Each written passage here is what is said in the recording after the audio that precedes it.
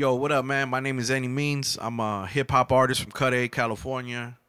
I'm a father. I'm a educated opinion giver, and I'm a top five Mexican rapper in this game. So, yeah, I already know, man. Yeah, man. So the reason that I invited Annimeanz to my creative space, like I told you in the past, I don't just invite rappers just because they're rappers. I mean that's cool, but that's not really something that interests me. But the reason that I brought him here is because there's something really distinct about him and unique. Something that I'm not very familiar, not familiar, but I don't know if I know anybody else like him. But the fact that he is half Mexican and half Native American, half Chicano, half Native American, right? So let's start with who is what. Um, okay, so my father was raised in East LA for a portion of his life, and Right. then he eventually moved. While his mother, which is my grandmother, eventually moved to a city called Cudahy, which is in South Los Angeles. And he met my mom there. My mom comes from a reservation in San Diego County called Palma Valley, and she was raised there for the first half of her life till she was about 20, and then her grandma passed away, which who raised her. Right. And in the 70s, and even to this day, the city of Commerce has an Indian center there, which services Bell Gardens, Cudahy, the whole surrounding area. So, back then in the 70s, they had an educational program to get into strict detail.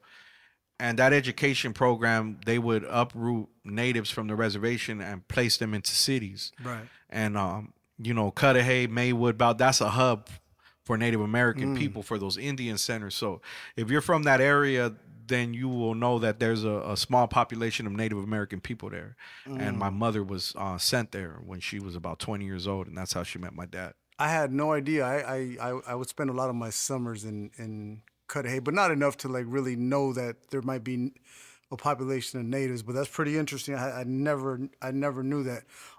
So on your dad's side, when is he first generation Mexican or is he like second generation? Third, because my grandma's grandma was from Mexico, from Chihuahua, Okay, and then they migrated here like in the 40s right. or 30s. Because there's a difference when it comes to, you know, like if your parents were born in Mexico and you were born here, you're considered Chicano. But like if you ask me what Chicano is a lineage of a particular type of Mexican American, Yeah. and that's like I would say at least two or three generations here, and from like the 20s.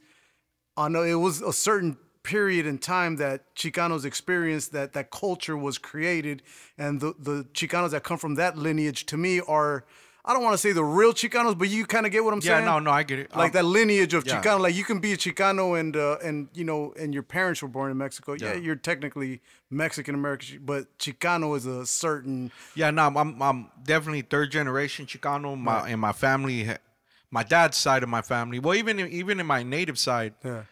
we've definitely lived the Chicano lifestyle. Lifestyle, yeah. In my family embodies the Chicano lifestyle. I can Right. definitely say that. Even my native side to a degree. Gotcha. So your mom, right? Growing up in a household with a Native American mom, what was that like? Uh, Maybe what were the similarities to growing up in a Chicano household? What were the differences? Could you expound on that a little Um, bit? you know, it wasn't as different than from anybody else because my my mom's brothers and sisters, she wasn't raised with them. So when she got sent out here, she eventually linked back up with them, and the Chicano lifestyle was already prevalent in their home because her younger brothers and sisters, they were all cholos. Yeah. They became cholos. Right. And my father was a cholo, Right. and my mom, walked into that life. So, I came up as I grew up in a barrio, and Yeah. I was raised as a Chicano.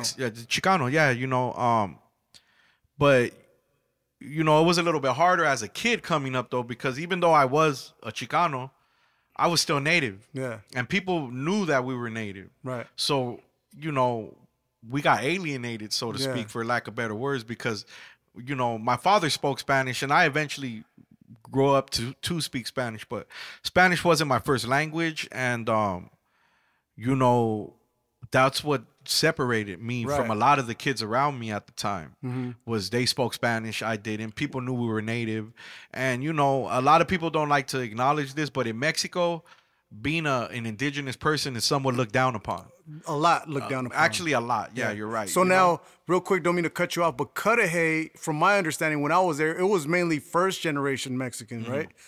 Is that safe? Yeah, to say? yeah, safe to say. So, like, I think that if you would have grew up in East LA, where it's predominant, or El Monte, where it's predominantly Chicano, I don't think that they would have alienated you in that way, because a lot of first generation Mexican or people that were born in Mexico, they look at Indios. Oh, you're an Indio. That's you're an exactly Indio. what they would call us, I remember. I think if you were born in somewhere like El Monte or La Puente, they probably wouldn't even have been able to tell the difference. Yeah, nah, that was a big thing coming up. You know, older Mexican ladies would tell their children like, you know, sois indios, and you know, they made it seem like if we were like, you know, Below undesirable. Below. Yeah, You know yeah, what yeah. I'm saying? That's how it is in Latin America. Like in Yeah. Guatemala, El Salvador, Mexico, they all look down upon Native Americans. You know what I'm saying? I was gonna ask you. What was I gonna ask you? I had a good question, and I just freaking it slipped my mind. Fuck! I'm like drawing a blank. So this is gonna be a super generic question, but it's something that I've always wondered, like, what besides and what's a Native American dish? I know the fried bread. Yeah. I've tried that, but what is a Native American dish? It depends on where they come from. You know, my tribe and my people are river people. Right. So that means that and if you go to my reservation, there's a river there. Right. So basically, they traveled along the rivers and they ate a lot of fish. So fish was in their diet. Oh.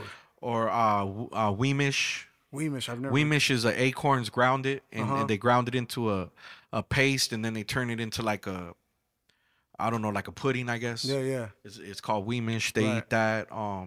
You know, they eat deer meat. You know, buffalo meat. Right, right.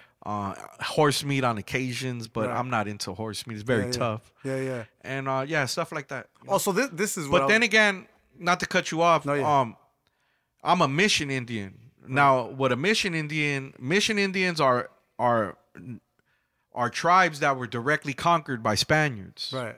So, like all the reservations in San Diego, there's about like 5 of them, I think, and I'm from one of them Right. by lineage, right? And you know, there's a mission on my reservation, so that tells you that every tribe, and at one point in that immediate area, there was 3,000 tribes. Right. Now there's only 4, because you know when the Spaniards came here, that whole area went into war. Okay. And there was warfare there, and ultimately a genocide happened there, and you know, and then you know, for lack of better words, we were enslaved, and Right. we were forced to follow our colonizers, you know, lifestyle. So,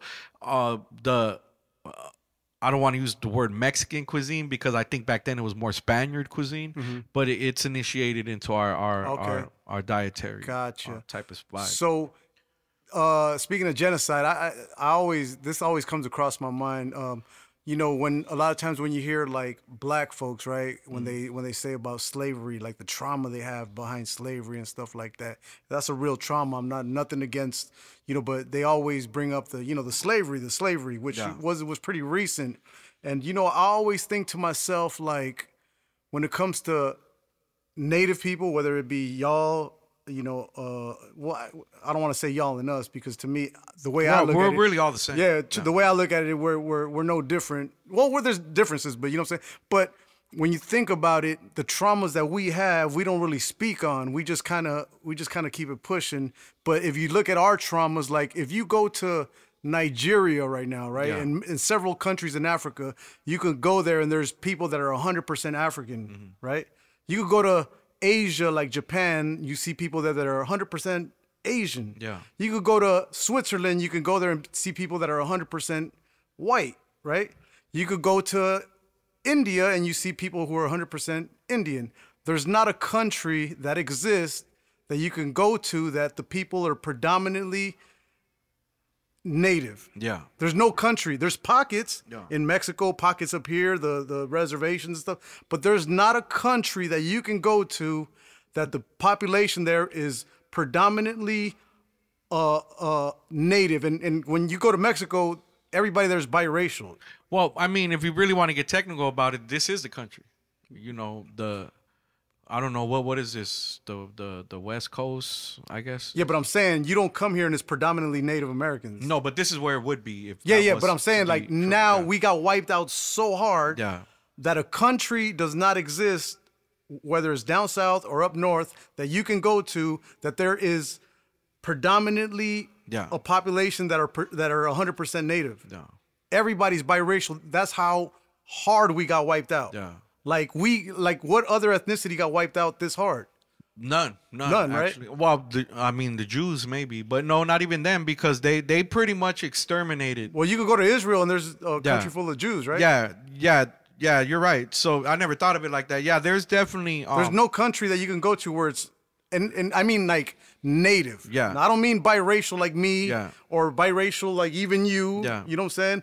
Or I mean native, because when you go to El Salvador, Guatemala, Mexico, you know the natives, they're different than the people that are mixed. You know what I'm saying? Most of all of us are mixed, most of us. Yeah. But there's no country that exists where you can go and it's all natives. Yeah, no, that's because, you know, they exterminated us. That's what I'm saying. And they did exterminate us, Right. you know. So- And I tell people that all the time. You know, I'm an enrolled member from my tribe. I'm federally recognized.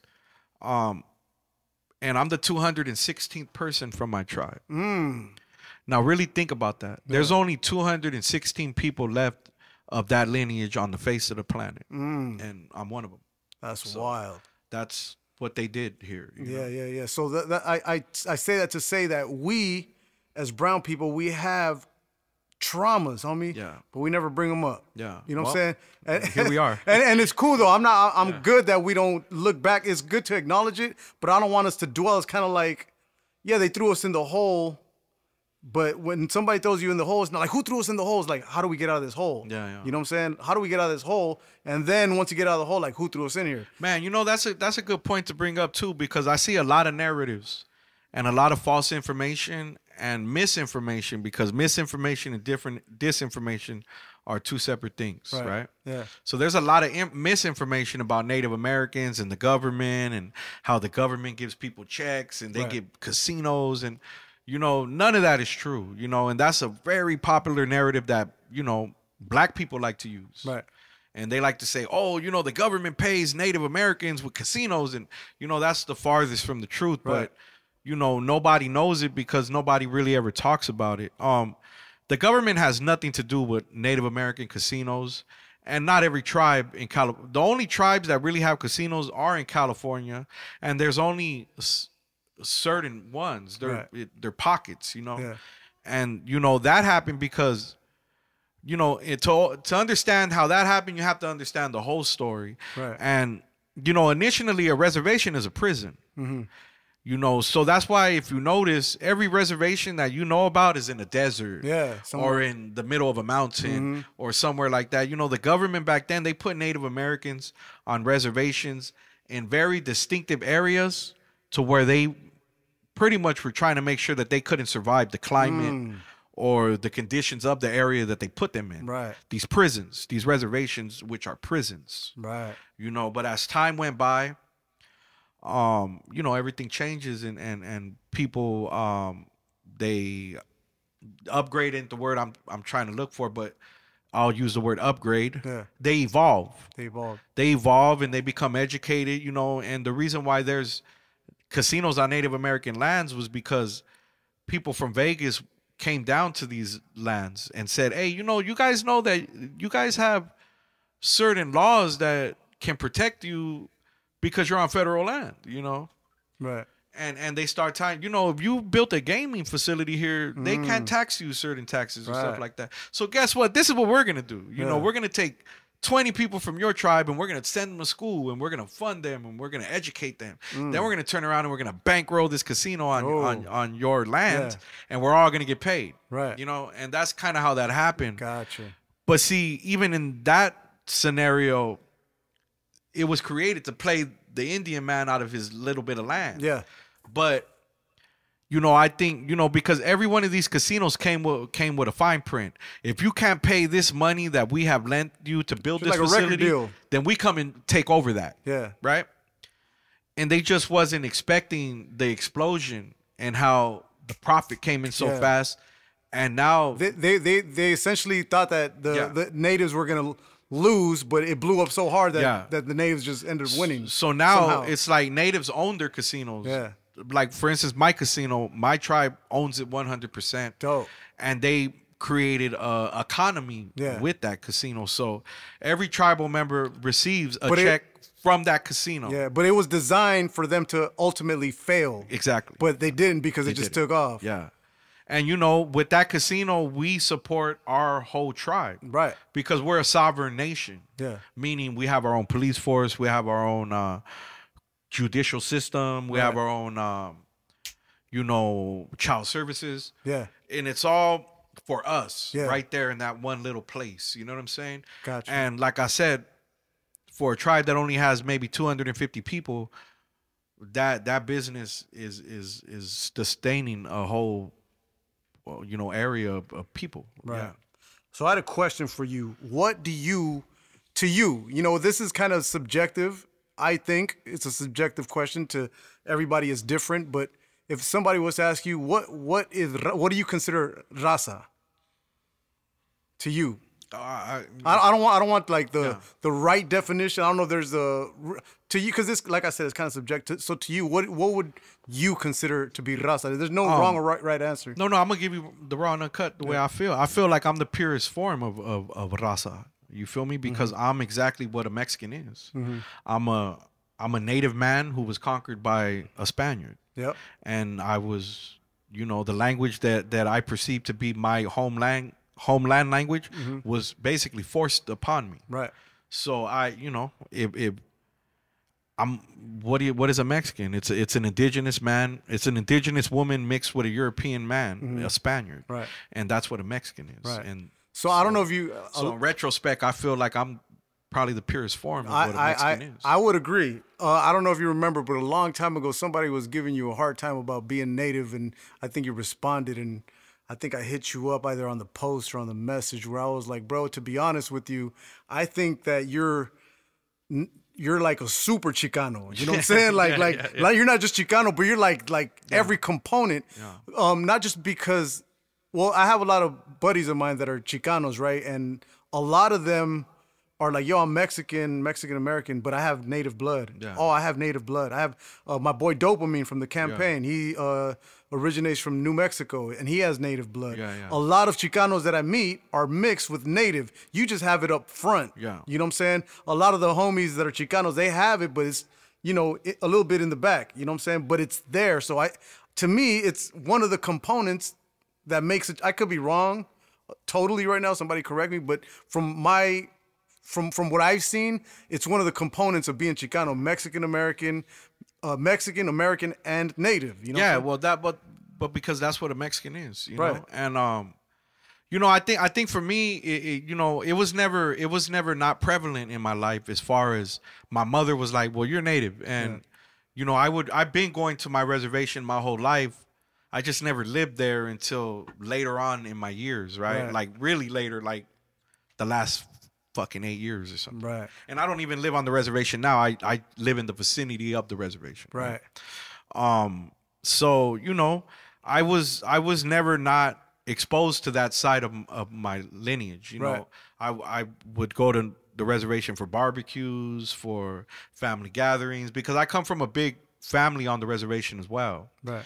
And it was just always something that was in my life. So it never dawned on me to deny it or be ashamed of it. Yeah. And even when people kind of sort of crucified me for it, I never was ashamed of it because I was always raised to understand that that's who I was. Yeah. So when you go to, like, let's say the reservation, or when you're around your native people, I mean, you could, maybe the ones your age or just in general, what are their feelings towards like Mexican American? Do they relate more to? Do they feel prejudice? Oh, is it? It's a lot of prejudice because you got to understand. natives are victims, for a lack of better words, Right. in most scenarios. So, Of course. even in the reservation I'm from, there's groves there. So a lot of, Mexicans come to the groves to work. Right. And then, they settle there and then they have children there. Mm-hmm. And, when children start to grow up in a certain area, that's when the tribalism comes into Yeah. play. Yep. So then they start separating themselves. So, there was war between Mexicans and Indians on my reservation, Like as of recent. within the last 20 years. Oh. And it was a gang related thing. There was a Mexican gang there that was trying to, I guess, take over the reservation, for a lack of better words. And the Indians fought back, and there was murders and there was conflict there. So when somebody like myself shows up there, even though I've been there my whole Right. life, I'm not from there. Yeah. So I didn't grow up there. Right. So it was a lot of prejudice towards me there in the beginning as well. Oh. I didn't know that. Because they look at me, like a sellout, so Yeah. to speak. Yeah. But they don't understand my story or my life or where I come from. Right. They only know their reality. Their reality is we're from the res. We grew up here. There's another, ethnicity that's coming to take what's ours. Yeah, when they've already been through that. And we're not having that. Yeah. And now we see another guy that looks just like somebody who's trying to take from us, but he says he's one of our own. Yeah. So, it was a little standoffish at Yeah. first. Yeah. It was a little stand-up. But And now... I definitely went through some stuff. Yeah. I had to... There was altercations. I had fist fights. I've had verbal altercations. I've had threats. But So there's a disconnect. yeah, there was definitely at that point. But as I showed that I was, Right.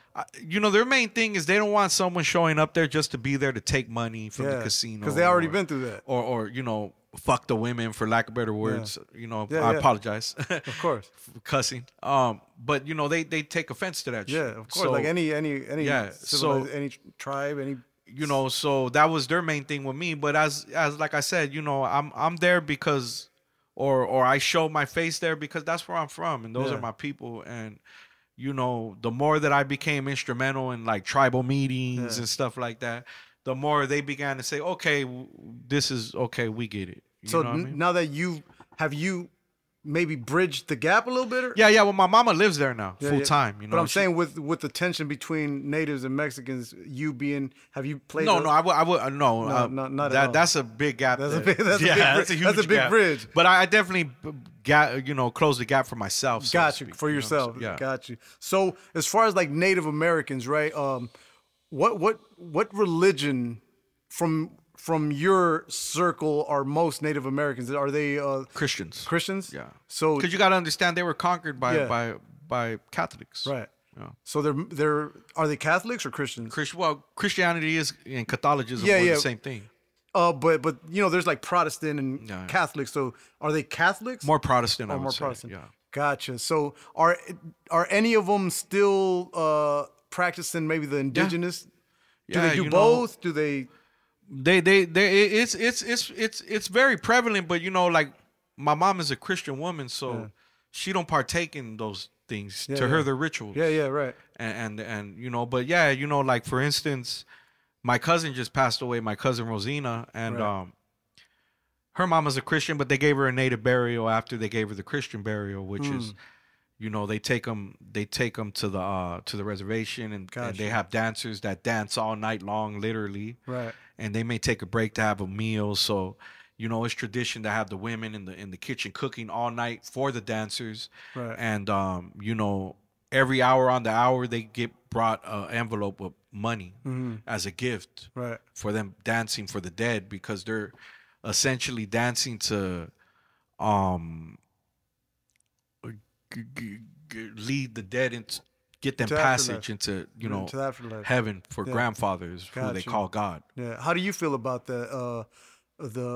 As far as your faith, your religion, or your opinion on both the indigenous, traditional, spiritual practices and Christian, like. I mean, I wanna.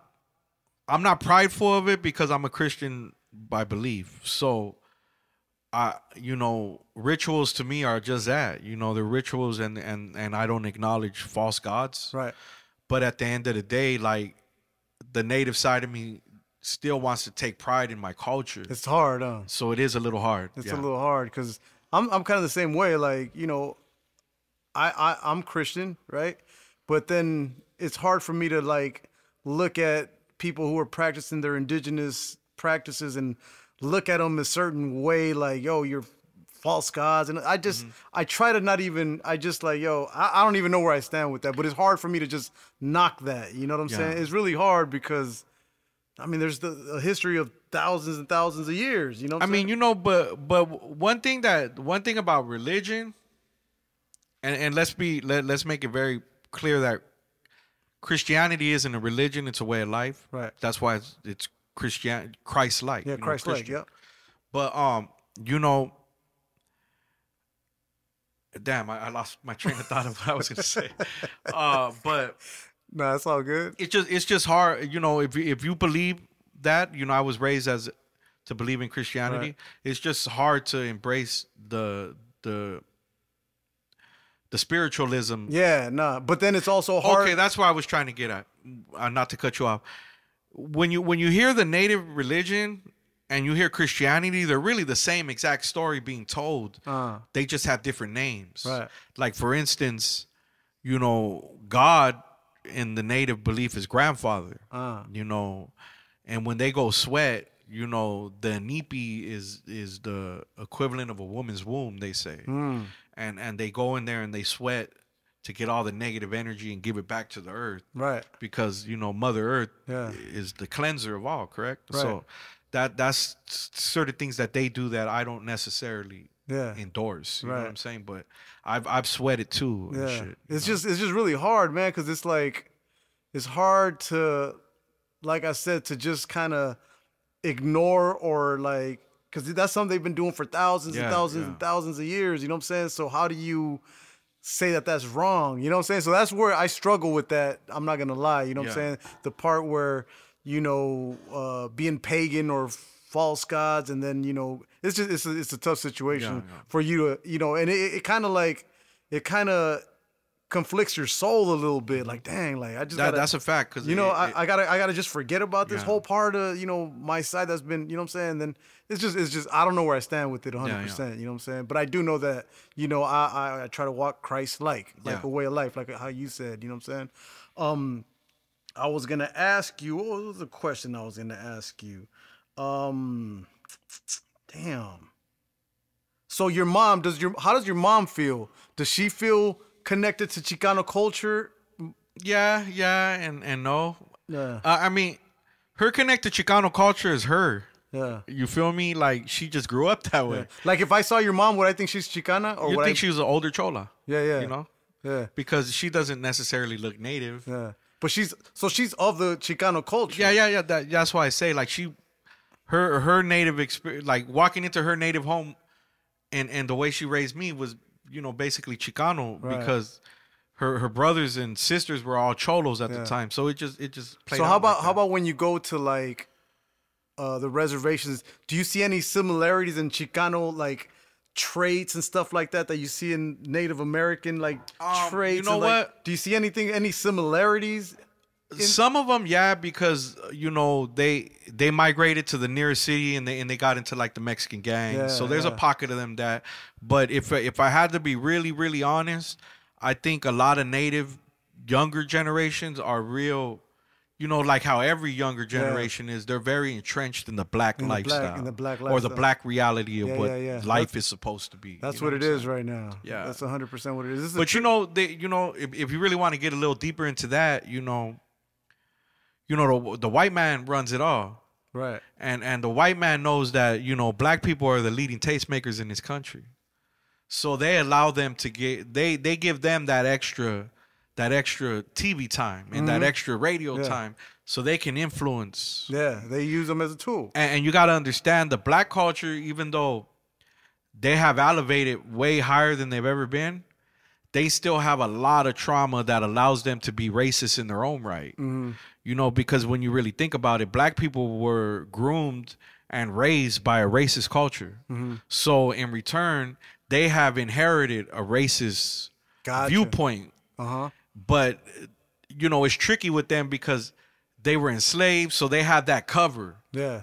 And they can hide under that cover but still be racist. And, you know, Right. a lot of people don't like to talk about this, but black people are definitely racist towards to the Mexican community in Los Angeles. Yeah, for yeah. sure. I think You know what I'm saying? like I tell everybody, I say I used to get really upset when I would hear something racist, and they used to just like, oh, you know, you get riled up, until I realized that everybody's racist. Yeah, no, to a degree. You know what I'm saying? Sure. Everybody's racist. Latinos are mad racist. Yeah. Asians, Japs think they're better than Chinese. You know, but I think that's just cultural pride. Yeah, that's where it comes from You know? pride. Yeah. Yeah, I don't think it doesn't become racist until it becomes like gang issues. Yeah. It's just more All these other things. You know what I'm saying? Yeah. I mean, it's just, I don't know if it's racism. It's just Well, it's prejudice for sure. Prejudice. That's the word. yeah. Yeah. Because everybody, it's the pride. Everybody thinks if you just stop being so proud of what you are and just enjoy, like if I just I'm not proud, I just enjoy it. There would be less racism, because whenever you add pride, it kind of brings your nose up in the air and it makes you think you're better than the next person, or you know what I'm saying? The pride is what triggers the racism. If you just enjoy, like, yo, I enjoy being Central American, homie. I enjoy it.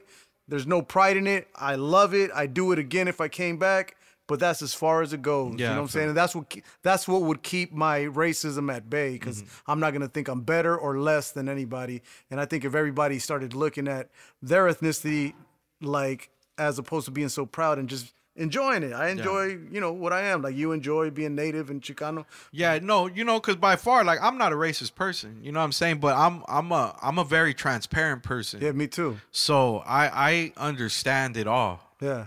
I understand why people are racist. I understand why people ain't. I understand why. I just understand. You know? Me too. I have common sense. Yeah. Right? I have common sense. And that's like, very rare. Like when people say, oh, black people can be racist. Yes, black people can be racist. Yeah. Everybody in this whole world is racist towards, we find ways to just be racist. Yeah. And I don't know if it's tribalism or racism, or Definitely if it's tribalism. the same. If it's the same, they're all cousins to one another. But once I realized that everyone, because my dad would tell me how in Guatemala, they are racist towards the indigenous people. Yeah. And they're like mad racist towards, I'm like, oh man, everybody's racist, bro. So then now when I hear some racist even towards my own and stuff, I'm like, it's just human nature. You know what I'm saying? I just charge it to the human nature game, bro. And I don't let it bother me as much as before. I mean, it'll still bother me. Somebody came, hey, you fucking beaner. You know, you know what I mean? That's different. Yeah. But if I hear somebody say something racist on TV, a lot of times it makes me laugh. You know what I'm saying? Yeah. I find it humorous sometimes. So I don't let it affect me or I don't look for things to oh, that's racist. That's racist. No, you know, people look for just something to be offended at. You know what I'm saying? Like, I don't look for any more things to offend me anymore. The less that I can be offended, the more of a superpower I have. You know what I'm saying? I feel that. You know what I mean? Yeah. Because I definitely respect that. No, I've never really had racist views like that, but I'm definitely a supporter, and I'm very prideful to be a Chicano, and I'm a frontliner for the Chicano lifestyle, and you know, all that shit. You know what I'm saying? Yeah. I feel the same way. Yeah. I feel the same way in a lot of ways. But we are having this conversation before. I don't let my ethnicity be my God. It's not my first thing. And like I'm a lot of things before I'm raza. You know what I'm saying? I'm a God-fearing man. I'm a father. I'm, you know, a lot of things. I'm a son.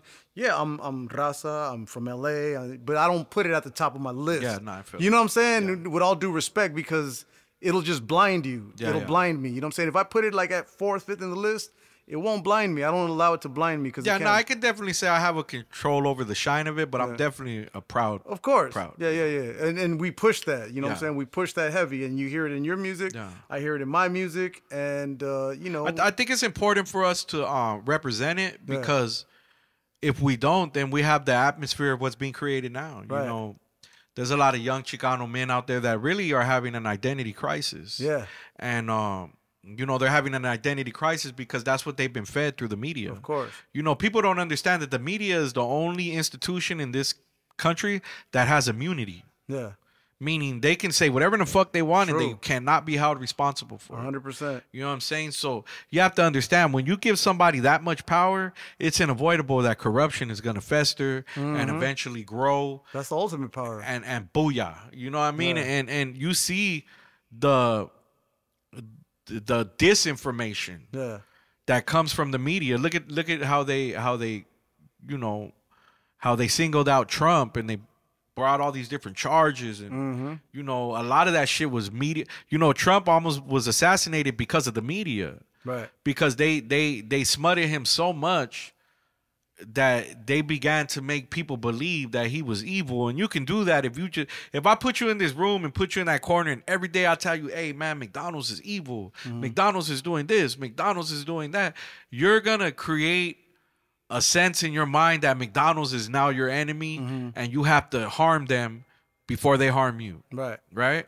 And that's what the media does in this country. They can either champion you or they can destroy you. Yeah. And I feel like, you know, I feel like the media has put the black lifestyle into the spotlight because it's and I want to voice this very, very carefully because I don't want to offend, but I do want to tell the truth. I feel like a lot of the black message is a destructive message. You know, it's a very disrespectful message towards women. It's a gang-related, driven type of agenda, and you know, it's very materialistic. You know, Right. I need a Benz, I need chains, I need bitches, and you know, us as a culture that's coming in after the black culture, Right. because you know, we're essentially the youngest culture, so to speak, right? Yeah. Coming into America, not overall, Right. right? Maybe I said that wrong because we have been here just as long as them, Right. but I feel like the Mexican man is the new black man, Right. if that makes sense, right? Well, I think that people don't like to hear this, but in essence, black people and black culture, they're kind of our leaders. And what They're and, the leading what, tastemakers in this and country. what I mean by they're our leaders, like they create a style, we adopt it, we follow it. You know what I'm Yeah. saying? Like when you think about the oldies, they created the oldies, we created our culture around them. The hip hop, the West Coast gangster rap, they created it, we created art. So they are paving a trail that we are following behind. And as you know, I don't want to just say just black people, but as humanity starts to deteriorate, the message starts getting worse, and we're following still on that trail. Yeah. So we're adding to that fire. You know. Well, you know that's why I say it's important for me to. And real quick, and I don't think it's just organically coming from black folks. I No, think it's being televised by the media. It's being designed. Exactly. It's being designed by non-black people for black people to put that message out. Yeah, it's a form of population control. Right, and then it's going down and trickling down to white kids, Hispanic kids, all the youth. I feel like it really trickles down to us more because we're side by side with black Exactly, people in yeah. the ghetto. We're the minority. Right, I mean, there's a sprinkle of a white man that grew up in a barrio or a hood. Like I told you earlier, Yeah. like a Chinese kid could listen to some trap music while doing their homework, but they don't want to become a trapper. You know what I'm saying? Yeah. They don't live in a neighborhood of a trap. You know what I'm saying? A Latino listens to a trap song. He lives in the perfect environment to want to become that. You know what I'm Yeah. saying? We want to become that. A lot of Asians and whites, they'll listen to the music, but create space between the music and themselves. They don't want to become that. They just want to hear the music. Raza, we want to become that because we live in the same environment where that music we is step made. out and see it every day. Yeah, we so step out and see it. It's just- it's more easier to become the biggest drug dealer on your block than it is to become a doctor. you know? 100%. So yeah. For sure. Well, you know what? I'm about to have to cut it short, but it was a good, informative interview, and man, we got to run this one again. Yeah, no, I definitely think we should definitely continue the convo because I feel like people could definitely pick the conversation apart Yeah. because we haven't been able to dive a little deeper. I don't want people to think like I'm a racist towards black people. No. This is just something that I've identified it, Right. and I think it's important that I speak about it. Yeah, you yeah. know? And I think it's like I said, like you said, it's not. You're not putting the blame on black folks. Yeah. You're putting the blame on something bigger. yeah, That's it's systematic. yeah. you know? That's kind of puppeteering And black culture to it's very important right now that we talk to our people and our culture and make them understand that there's no glory in being like somebody else. Yeah. There's only glory in becoming who you are, Right. and showing people how great you can become by yourself. Right. You know what I'm saying? Because you can't recreate Eazy-E. right.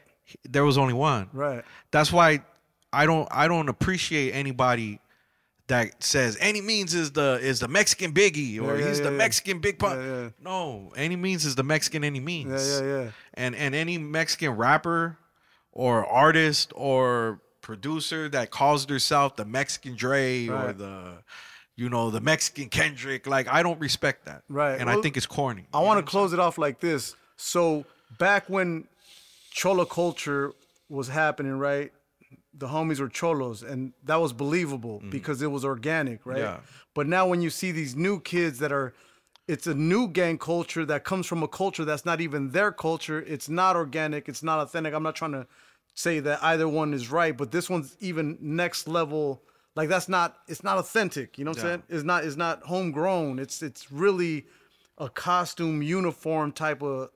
But you know that their mission is almost complete, you know, because they want that's the plan for them to feed our community poison and make our community follow something that isn't for us and ultimately destroy ourselves with it, you know, because us trying to be like somebody else is not healthy for our culture. Nah. It's actually destroying our culture. Right. You know what I'm saying? Anytime you're inauthentic, it's inauthentic. Exactly. So, you know, and that's no disrespect to nobody. Nah. Hey, man, you know, if that's who you say you are, you know, no more power to you. Listen, we are. But education is key. Hence the phrase "knowledge is infinite." Right. You know what I'm saying?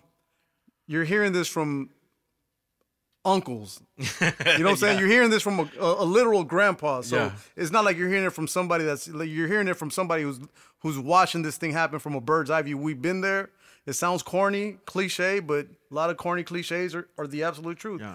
But we've been there, we've done that, and we see it we're looking at it from a tower that y'all not on yet. You know what I'm saying? And I appreciate your podcast because, you know, they don't want podcasts like this. They don't want people to tell the truth. Right. And if you do tell the truth, there has to be a modified version. Right. So, you know, I'm very big. You know, that's why you won't probably see me on the biggest podcast. Right. You know, fucking Full Community, all these different podcasts, because I'm not for their narrative. You know, I'm not politically correct, and I'm not politically apologetic. Yeah. You know, I'm gonna say it how I see it, and I'm gonna give it to you raw and uncut, because if we don't know what the truth is, you know, if you don't believe in something, you're gonna fall for everything. Right. You know what I'm saying? And there's no, you know, racism means hate. There's no hate right here in this conversation. No, not at all. It's just perspective, and it's informative on the value of being yourself and how you can be misled if you're not 100% sure of who you are. Right. You know, for instance, the presidential campaign, or excuse me, the presidential run for Trump, the last term, he was basically cheated out of office because there was so much propaganda that led us to believe that he was racist against us. Right. And we believe that. Why? Because the black man told us that. But then the same black organization that told us that turned out to be an organization that had a homosexual agenda, and was ran by two homosexual women. But yet they tried to convince you to scream Black Lives Matter. Right. You see what I'm saying? Yeah. And when you go to a Black Lives Matter rally, there's ain't two black people to rub together. There's nothing but white people in that motherfucker. Right. You know, and BLM is an agenda-fied organization. They were funded by George Soros. Yeah, You feel what I'm saying? And if you don't know who he is, he's somebody who invests. He goes and finds failing countries, and he invests in the people trying to overthrow them countries, so he can ultimately have political fucking strength in that country by being a shadow funder, if that makes sense. Yeah, 100%. You know what I'm saying? So the shit can get real deep, bro. For sure. And you know, I on my watch, I want to make sure that when it's all said and done, I was somebody who spoke the truth and not the bullshit. And if I gotta be hated for it, then I mean it just is what it is, you know. It is what it is. Because at the end of the day, like my son is half black. Yeah. People don't know that. Yeah. And like I said, is there nothing is out of hatred. Yeah. Right. So let's say you're wrong. Hey, I was wrong, but it wasn't out of hate. Yeah. But right? I definitely don't. I'm not saying that you are wrong, but I always leave wiggle room for me being, because what I believed when I was 26, I didn't believe when I was 36. What I believed when I was 30, I didn't believe when I was 46. Yeah. So I always just leave wiggle room, but whether you're right or you're wrong, it comes from a genuine place. You know and you know, I'm gonna be real. Like I hate to have these type of conversations because coming into the music game, I wasn't accepted as a Mexican rapper. Right. You know, I was embraced by like the black crews, and I ran. You know, I was a part of big prominent black crews. You know, me too. I was with Gorilla Black when he was a platinum artist, and then I eventually was with Glasses Malone when he was with Cash Money. Like I've been in those big, you know, black industry situations, and you know, as I began to speak out the way I speak now, I've lost 89% of my support system that I originally had. You know, because they, you know, I kind of feel like in them type of situations, you're the token Mexican guy, and so you're not allowed to speak your mind because you're just privileged to be there. To be there, You know what I'm saying? Yep. So when someone like me began to speak, I think it offended certain people because like we let you in. You think you're gonna do this to us? Yeah. You know what I'm saying? But it's not about being disrespectful. It's about being knowledgeable. It's about being knowledgeable and giving your 2 cents, your opinion, what you think is right. Yeah. You know what I mean? It's your truth. Yeah. And to them, that's their truth. And we'll see what the truth is at the end. You know what I'm saying? So yes, sir. Good having you, bro. Thank you. Until next time, peace. Yeah.